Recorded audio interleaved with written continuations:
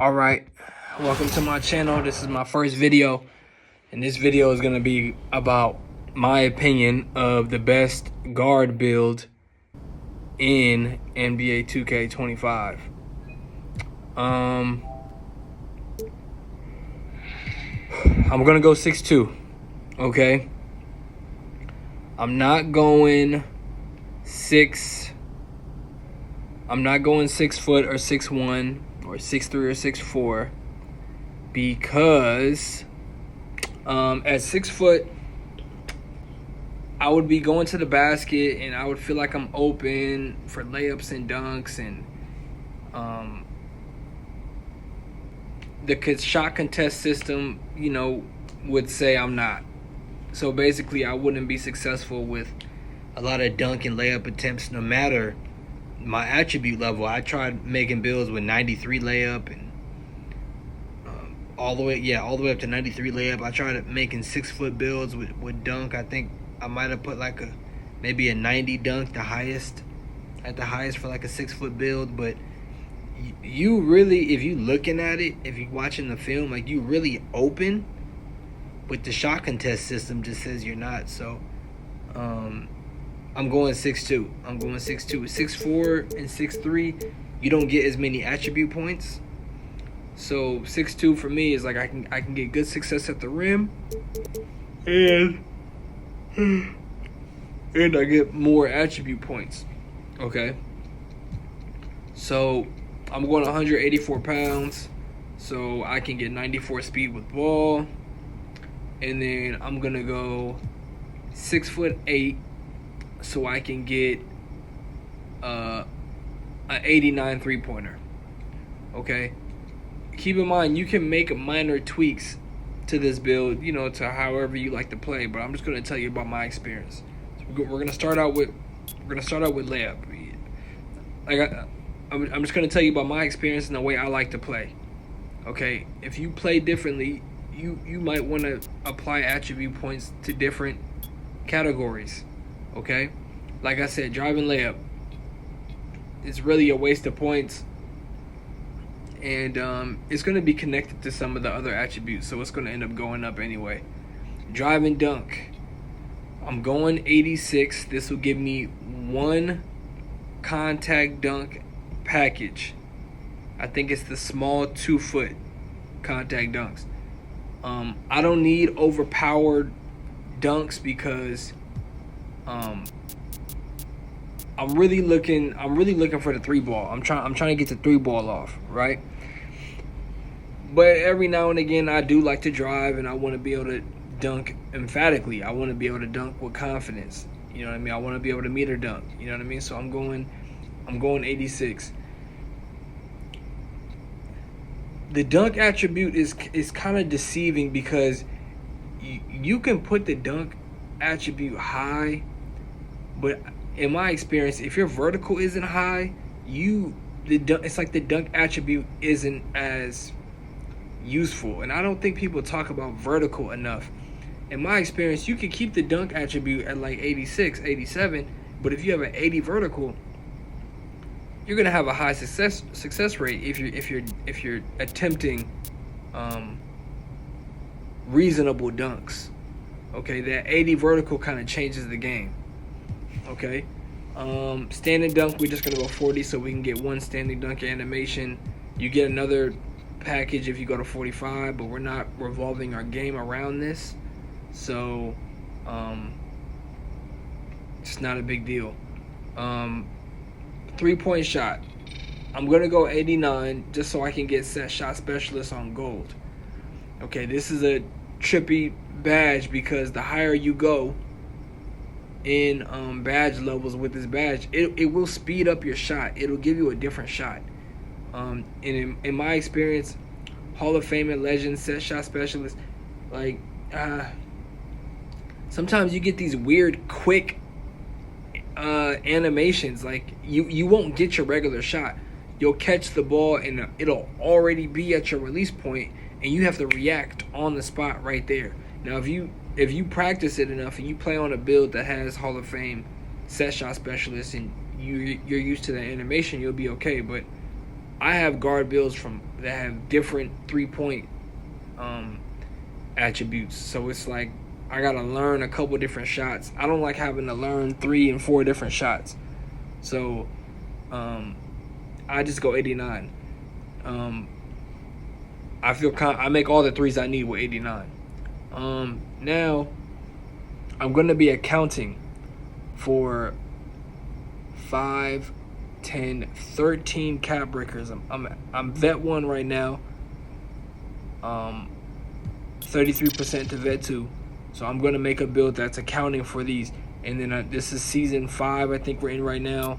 So I have 7 cap breakers right now. Season 6 is about to start in about 7 days. So we're probably gonna get another cap breaker. So we're at 13 cap breakers. So I'm gonna take this down 5. I'm gonna take it down. I'm gonna do it by the mid range. I'm gonna take it down with mid range because I'm gonna save more attribute points if I go down with mid range. So 1, 2, 3, 4, 5. Pass accuracy. Let's talk about pass real quick. The lowest I'm gonna go for pass accuracy is 85, and 85 is really pushing it. In my experience, you can't make them full court passes with 85.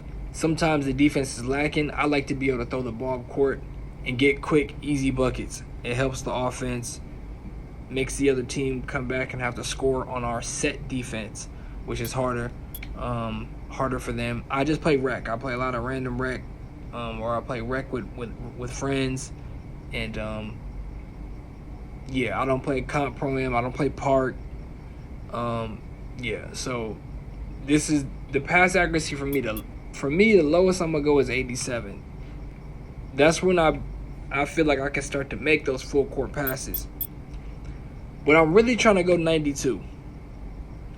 At 92, at 89, this is when I start to think I can make all the passes on the floor.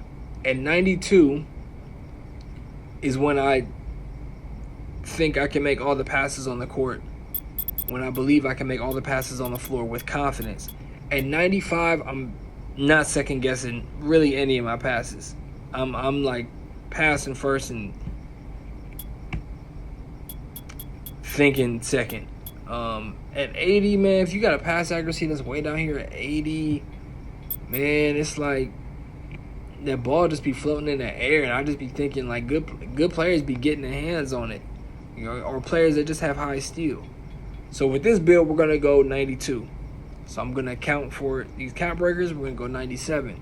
Ball handle, we gotta get Steve Francis signature size up. That's the best signature size up in the game. And if you want to budget your ball handle, which I don't recommend if you're a point guard that likes to handle, you like to dribble a little bit, you probably want to go 89 so you can get the De'Aaron Fox signature size up. That's like the next best thing. In my opinion, a lot of people like Trae Young. You need 92 ball handle for Trae Young. Some people use Darius Garland. I just don't like the way those look. They're just too short.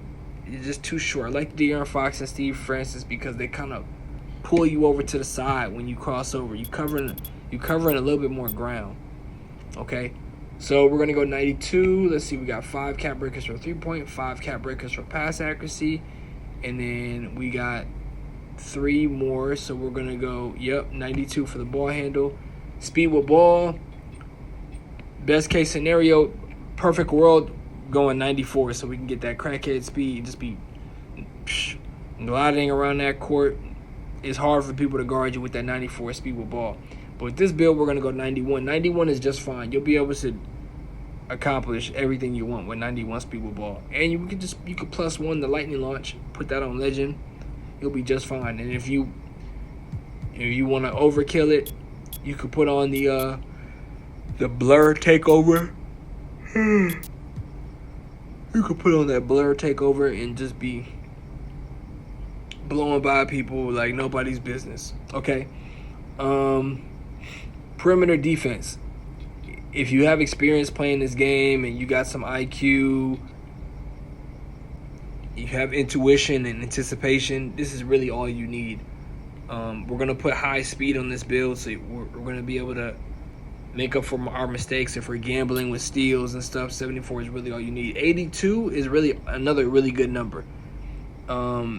For me personally, in the rec, I don't think you need to go higher than 85 for perimeter defensive.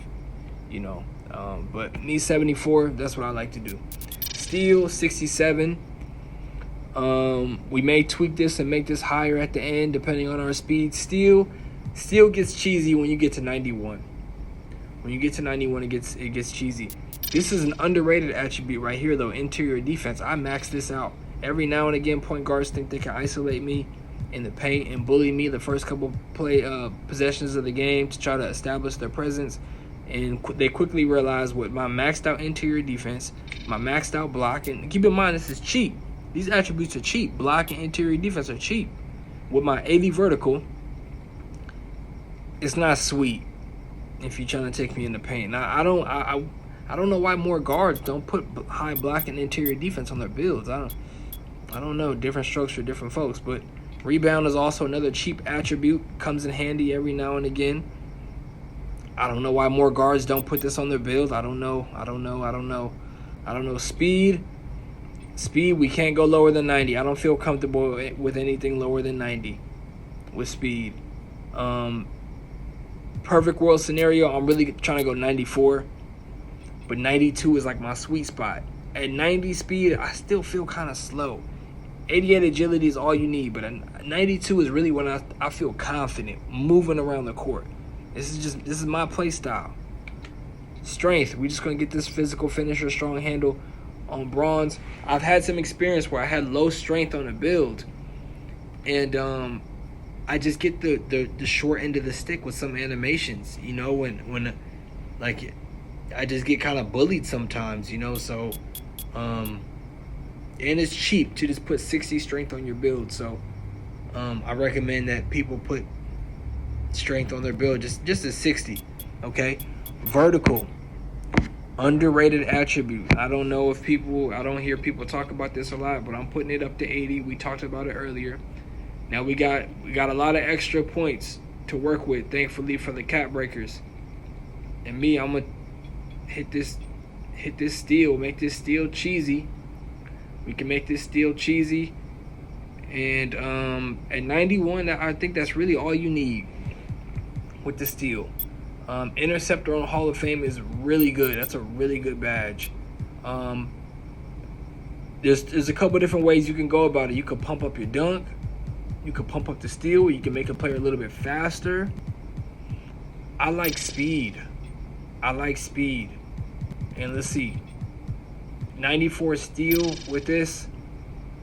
I think this is a great build right here. There's a couple different things you can do. There's a couple different ways you can go. But for the most part, I think this is a great build.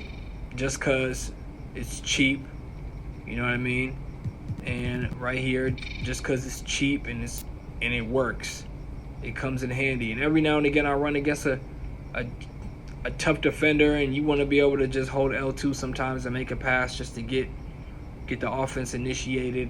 So post control, just so your player is comfortable in that position. And this is the build right here. I think this is the best guard. I think this is the best guard all around.